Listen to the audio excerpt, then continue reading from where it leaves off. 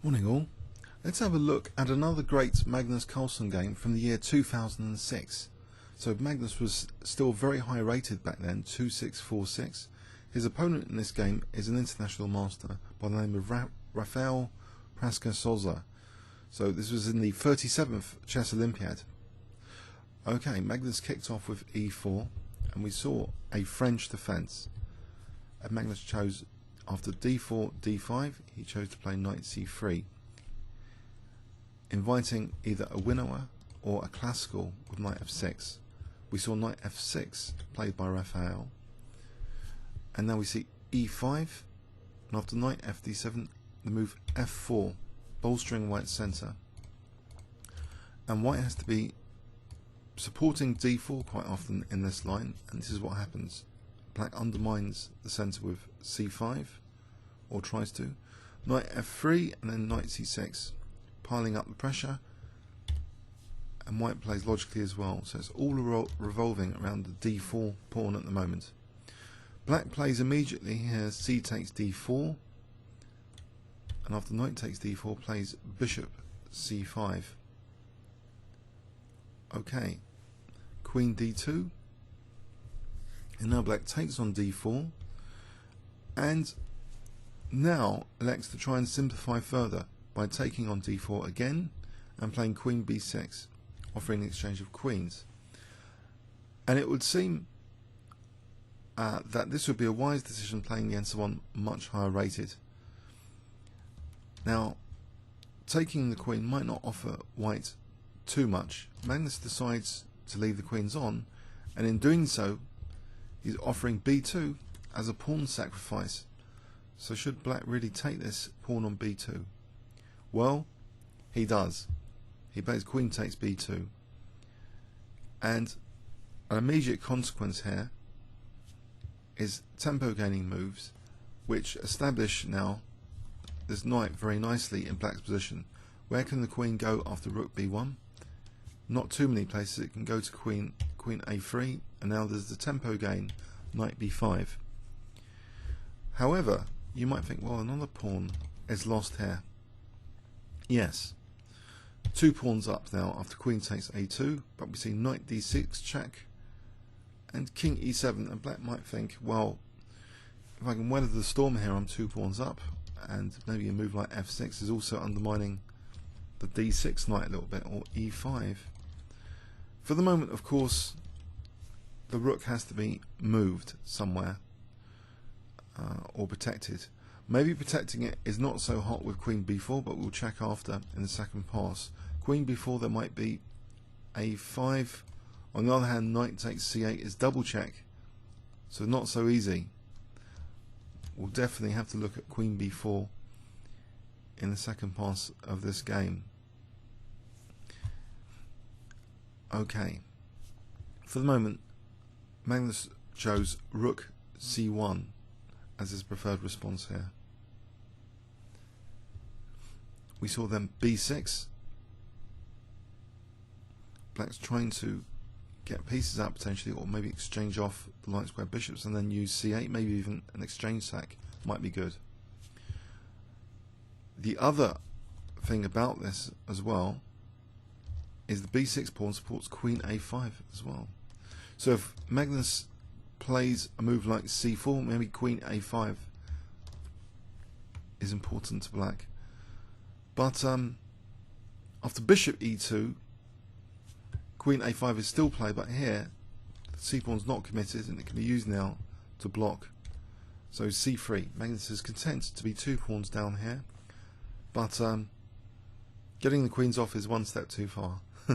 So you might think here, well, can black stop white castling with queen c5? That's something we should really check out as well in the second pass. Here it seems black decided to play f5.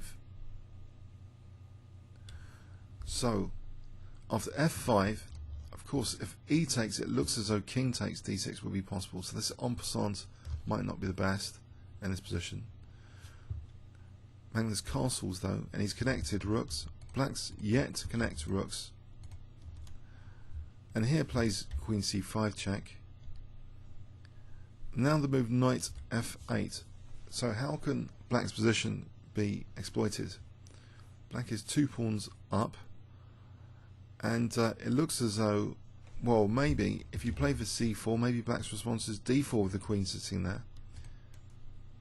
But then what about this diagonal? So there are some issues around this diagonal, and this structure in general might not be so solid as it appears. In fact, Magnus's next move challenges this structure here with g4. So if he can provoke e takes, then the d5 pawn will be weaker and bishop f3 will have more power to it. Black plays here bishop d7. The knight's neatly keeping the bishop away from b7 here, one of the strengths of that knight. But can the bishop use this diagonal on from c6? G takes f, e takes, and now bishop f3 on d5 here. We see now knight g6 from black, so tactically offering up d5. If bishop d5, maybe bishop c6. The white king is on h1 after all. And if queen d5, well, that's the queen exchange that black was maybe searching for. But in this position, with d5 under fire, more pressure is added with c4. Okay, and now we see the move d4. But d4 is still a bit loose here, although it's protected by the queen. We now see, in this position, a forcing move, knight b7. So, trying to kick the queen away from this pawn, or is it something else? After queen a3, for the moment, taking this pawn is okay here because the bishop's protected. There's no major threats that black has, it seems. So queen takes d4, and it looks as though, well, this d6 could be vulnerable. For example, c5, then queen d6, or just moving the queen away from this diagonal to get queen d6 in is really dangerous. Black plays now bishop e6, and we see the queen being chased off the sensitive diagonal with rook a1. So after queen b3, this horrendous move to face queen d6 check, the king has to keep the bishop protected. And then we see bishop d5 threatening actually queen d7 check, exploiting that pin. That's the immediate threat, as well as queen e6, bishop e6, of course.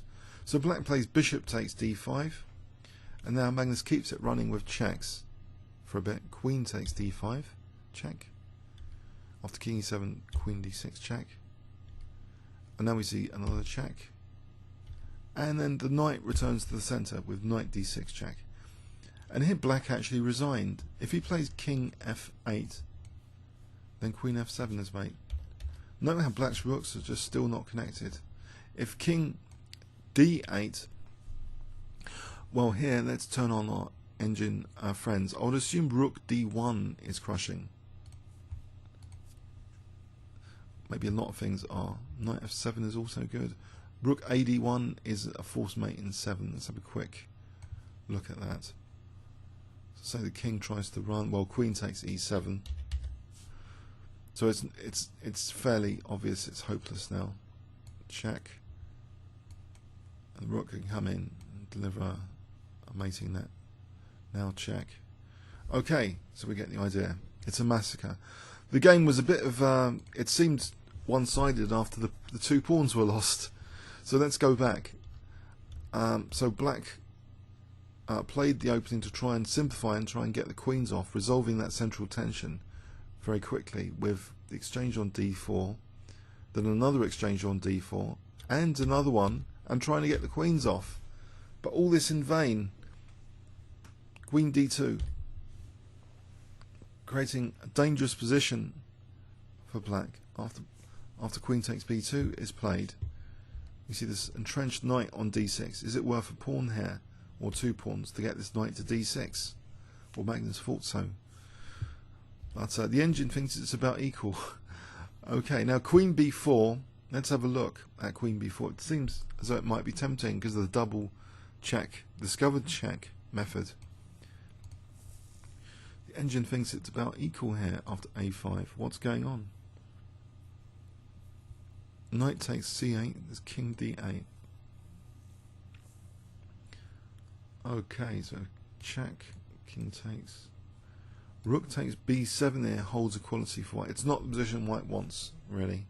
Not at all. To try and get perpetual from that or something. So, queen b4 looks as though it's a step too far here. Rook c1. Maybe the engine doesn't like it, giving black the 2 pawns. But on a practical level, why not? Keep all the tension going, keep the queens on. Build up pressure slowly on d5, which at the moment seems solid. The structure seems solid, but okay. Now here, why is it the move queen? Well, queen a5 is considered, and now c3 blocking queens off. But here, if white's about to castle, you might think queen c5. Let's have a check on queen c5. The problem is here c4 apparently. Okay, threatening cd, so say d4. Now here bishop f3 attacking the rook, rook b8. And anyway, white can still castle here, there's no problem. So that doesn't actually stop white castling at all, given the strength of c4 in this position. Okay, so after the move f5, castles check. White stands better, even though 2 pawns down. Houdini really likes white's position. After knight f8 is g4 recommended. g4 comes up on the radar to undermine the structure. If this e6 is knocked out, both d5 and f5 are weakened, like a pack of cards. And now look, the evaluation's +2 after this bishop d7. That didn't help black maybe, but black's got a very difficult position here. So let's follow that. Bishop f3, the move knight g6 was played here. And now c4. Okay, so d4. Coincidentally, it was offering the exchange, but that's going to be a hopeless exchange to win because of the diagonal, surely. You don't really want to win the exchange here.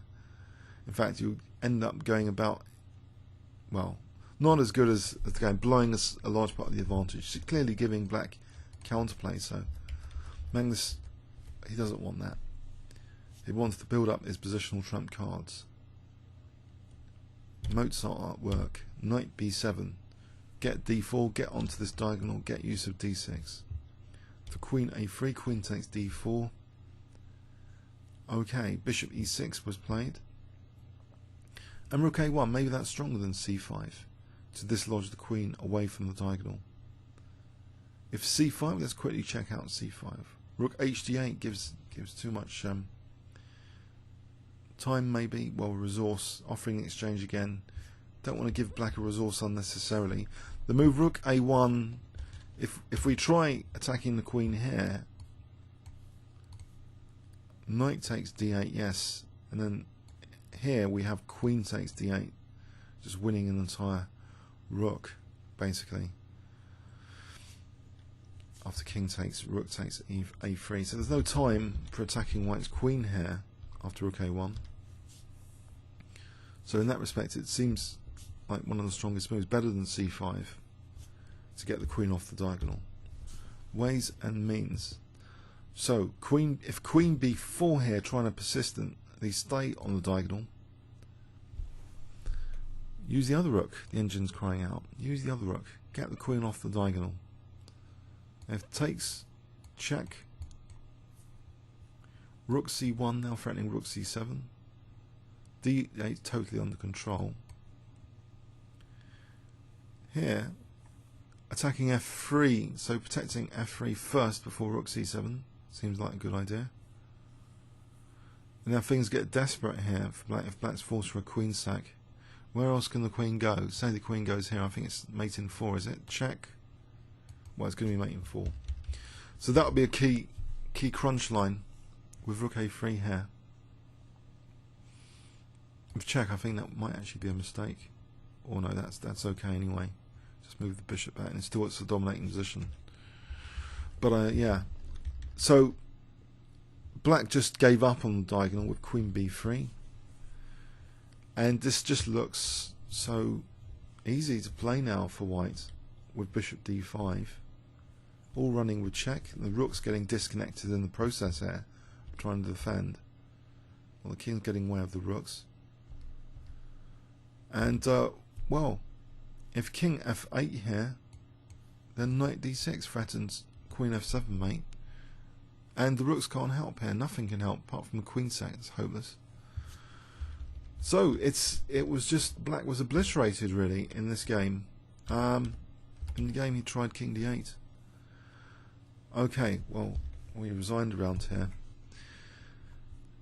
An obliteration by Magnus, and shows again you can't be materialistic against him.